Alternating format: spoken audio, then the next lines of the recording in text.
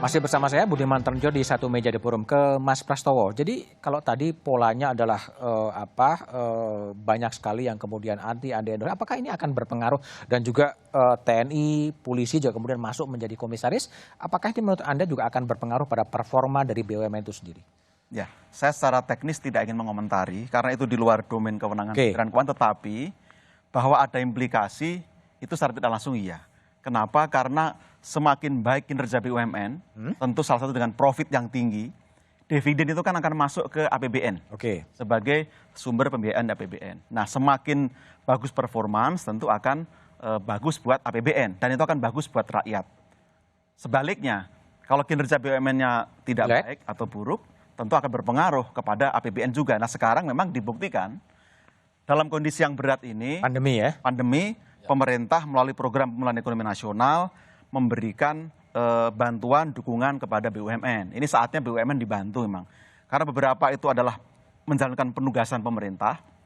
Sebagian sudah melakukan restructuring tetapi belum tuntas dan ada COVID, maka perlu dibantu. Nah, skemanya macam-macam. Saya ingin klarifikasi, sebenarnya kritiknya Bung Adian juga relevan bahwa harus hati-hati, betul. Program pemulihan ekonomi harus dijaga betul supaya bebas dari moral hazard, itu betul. Tetapi saya mau menjelaskan secara teknokratik bahwa apa yang dipersoalkan sebagai talangan itu kan sebenarnya pinjaman modal kerja. Terutama misalnya contoh tidak hanya Garuda, ada Krakatau Steel dan lain-lain, KAI dan sebagainya. Itu dasar hukumnya apa? Ada Perpu yang sekarang jadi Undang-Undang Nomor 2, lalu PP 23 dan PP 63 2019. Jelas pinjaman itu bagian dari investasi langsung. Oke, baik ya. Sebelum saya ke Hanta, saya coba bacakan dulu ya sejumlah komisaris dari TNI dan polisi ya. Nanti Hanta juga bisa menanggapi tren ini, sehingga ada Komjen Polisi Bambang Sunarwibowo, komisaris di Antam ya. Kemudian ada Marsikal Madya Andi Pahril Pawi di Bukit Asam. Kemudian ada Irjen Pol Karlo Brikstiwu kemudian di Bukit Asam. Ya, kemudian ada Laksamana Madya Ahmad Jamaluddin, Komut di Pelindo 1. Lalu kemudian ada Komjen Condro Kiryono, komisaris di Pertamina. Dan ada Irjen Pol Armande Pari, komisaris Pelindo. Hanta, apa yang Anda baca dengan kemudian semuanya kekuatan-kekuatan atau perwakilan-perwakilan ada dan menjadi komisaris di BUMN untuk TNI dan Polri? Ya, sebelum masuk ke TNI Polri, nanti saya akan ke sana. Jadi, seperti analisis saya tadi bahwa tradisi bagi-bagi kue kekuasaan kursi strategis, apakah menteri, dubes, kemudian komisaris BNN kepada politisi dan kelompok-kelompok yang pendukung rezim yang dianggap lazim tradisi praktik politik selama ini, yang tadi sempat dibantah oleh Pak Arya, belum berapa menit ternyata terkonfirmasi cukup jelas dan terang dijelaskan oleh oleh Bung Adian menjelaskan tentang kita bersyukur ternyata dengan tanda petik ya, Bung Adian membongkar beberapa ketika ditawarkan itu bagus. Jadi kita bersyukur kalau kemarin misalnya relawannya Bang Adian sudah jadi komisaris belum tentu juga, mungkin nggak sempat menyampaikan. Nah, ini juga keuntungan kita sebagai publik bahwa terang menurut saya adalah lebih baik ini masukan-masukan kita, ada sisa pemerintahan Pak Jokowi ini mulai bergeser. Soal saya tahu, yang saya baca ini persoalan Pak Jokowi kan dalam struktur kekuasaan partai, beliau bukan veto player, bukan orang kuat di partai politik, sehingga membutuhkan permainan kekuasaan, tidak ada orang kuat yang dominan dalam pemerintahan lingkaran utama kekuasaan Pak Jokowi. Yang saya baca begitu. Sehingga semakin banyak orang yang terlibat, semakin tidak ada yang orang dominan. Kalau tidak ada yang dominan dalam lingkaran kabinet, mengambil keputusan, termasuk BUMN tadi yang Mas Budiman singgung soal tempo seterusnya, maka diharapkan Pak Jokowi sebagai penentu. Kalau terampil mengelola kekuasaan, betul. Tetapi kalau tidak terampil, itu justru liar, justru akan membuat presiden terbelenggu. Dan kita khawatirkan, ya satu poin sedikit lagi, jangan sampai akhirnya yang tradisi yang tidak baik kita berharap perubahan dari Pak Jokowi, BUMN justru menjadi bancakan politik. Padahal kita berharap BUMN untuk mensejahterakan rakyat. Baik. Bung Adian, jadi gimana? Kalau soal TNI, polisi dan sebagainya ini? Saya tidak setuju kalau itu dikatakan jadi bancakan politik, bancakan partai dan sebagainya. Kenapa? Dalam data saya sebelum dilakukan perampingan 6.000 posisi.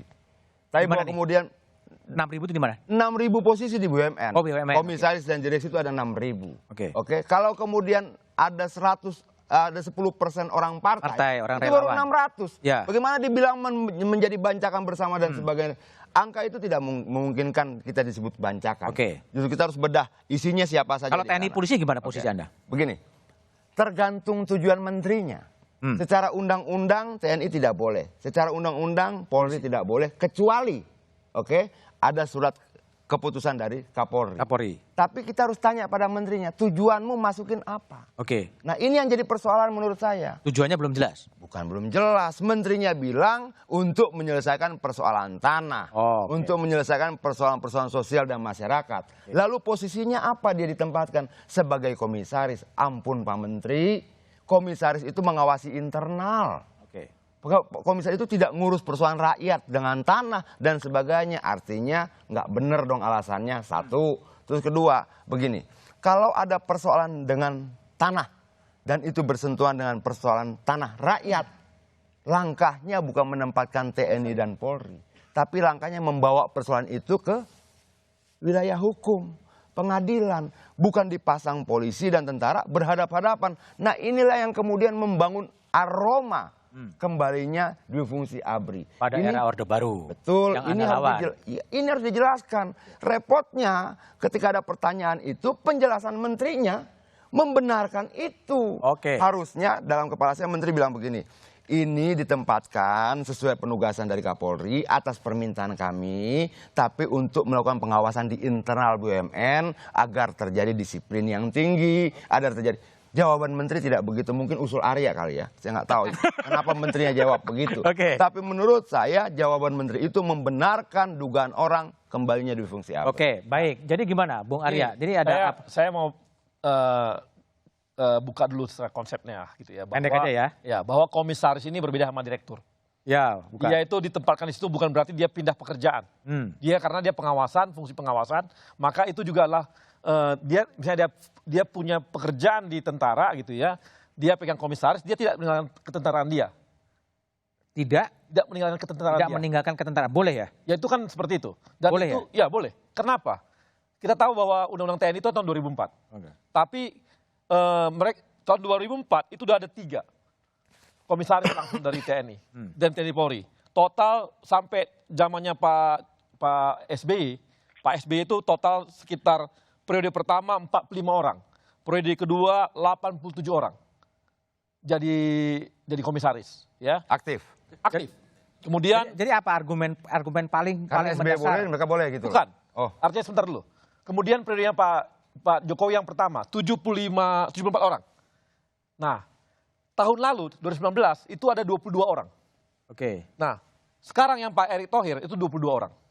Artinya sama dengan tahun sebelumnya. Ya dulu juga ada lah. Ya. Jadi inilah proses yang memang mereka, kenapa? Karena pemegang saham itulah pemerintah. Pemerintah menempatkan orang-orangnya.